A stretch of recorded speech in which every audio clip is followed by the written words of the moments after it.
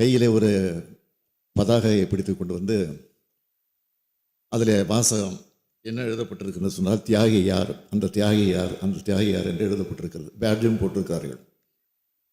மறைந்த எம்ஜிஆர் அவர்களால் உருவாக்கப்பட்டு மறைந்த அம்மையார் ஜெயலலிதா அவர்களால் வளர்த்தெடுக்கப்பட்ட அதிமுகவை அதற்கு பிறகு பொறுப்பேற்ற இப்பொழுது எதிர்க்கட்சி தலைவராக இருக்கக்கூடியவர்கள் தாங்கள் சிக்கியிருக்கக்கூடிய பல்வேறு வழக்குகளிலிருந்து பல்வேறு பிரச்சனைகளிலிருந்து தப்பித்துக் கொள்வதற்காக போய் யாருடைய காலையிலே போய் விழுந்தார்களோ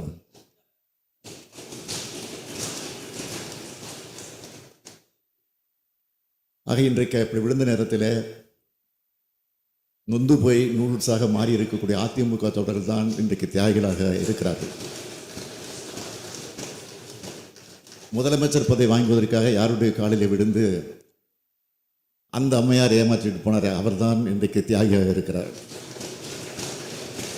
ஆக தியாகிகள் என்று எழுதி வந்ததற்காக இந்த விளக்கத்தை நான் தந்திருக்கிறேன் தவிர வேற அல்ல என்பதையும் அவைக்கு தெரிவித்துக் கொள்கிறேன்.